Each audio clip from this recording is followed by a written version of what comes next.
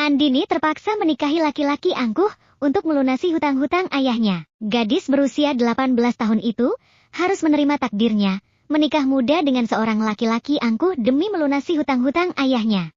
Gilang dan Andini menikah, namun sikap laki-laki itu tidak pernah ramah sama sekali. Pernikahan hambar yang hanya bergelut dengan air mata, karena laki-laki yang dinikahi Andini adalah laki-laki dingin, angkuh dan tidak punya perasaan. Seperti apa Andini menghadapi suami angkuhnya itu? Apakah Andini bisa membuat Gilang jatuh cinta padanya? Awal pertemuan. Hari ini adalah hari ulang tahunku yang ke-18 tahun. Ibu dan ayahku sengaja membuat perayaan kecil untukku. Sebuah kue kecil yang dibeli oleh ayah sudah sangat membuatku bahagia. Ucapkan keinginanmu, nak, ucap ibu. Aku ingin bisa membahagiakan orang tuaku, berikan semuanya yang belum bisa ku berikan. Kataku, baik sekali doamu, nak, kata ayah. Karena aku ingin melihat kedua orang tuaku hidup bahagia. Senyumku. Andini, kau anak ayah yang paling ayah sayang. Semoga Tuhan selalu memberikan yang terbaik untukmu, ucap ayah.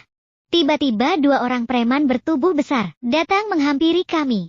Wajah mereka begitu menyeramkan, dengan otot-otot yang besar.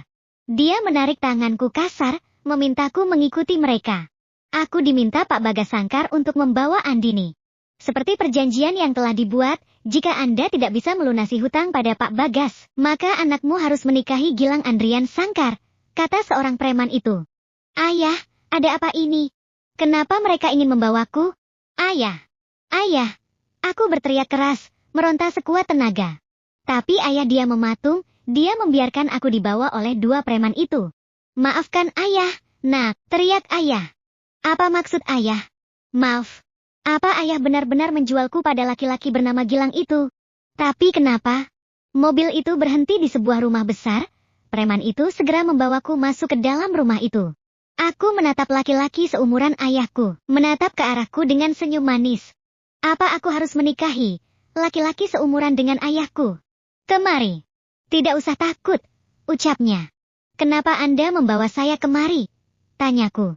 Apa ayahmu tidak menceritakan semuanya padamu? Baiklah biar aku yang jelaskan. Ayahmu berhutang padaku.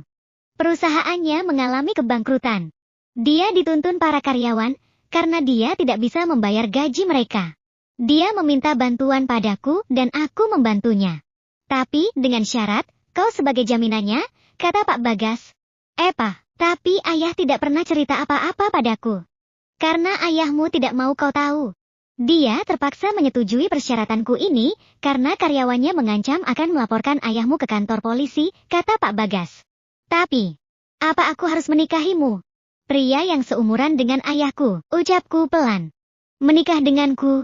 Haha, kau bercanda. Aku sudah punya istri. Aku akan menikahi kau dengan anak laki-lakiku. Namanya Gilang, katanya. Pak Bagas menunjukkan foto anak laki-lakinya itu, laki-laki dengan wajah sangat tampan. Kenapa laki-laki setampan itu, meski dijodohkan? Dengan wajah rupawan, harusnya dia bisa mendapatkan wanita manapun, tapi kenapa harus aku?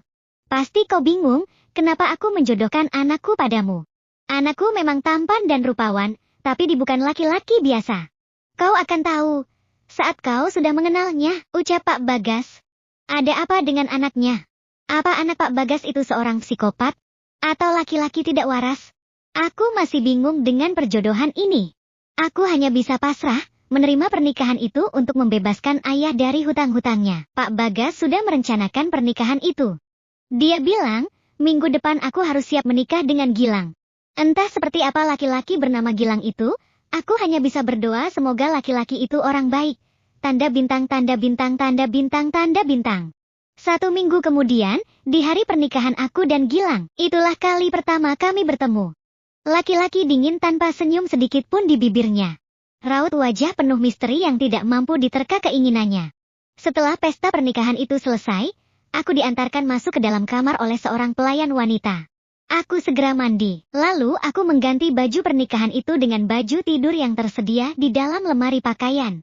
Aku menatap laki-laki itu masuk ke dalam kamar, tidak ada yang dia ucapkan, dia langsung tidur di tempat tidur tanpa menoleh padaku sedikit pun. Kenapa denganku? Bukankah ini bagus? Aku duduk di tepi tempat tidur, saat aku hendak berbaring, tiba-tiba.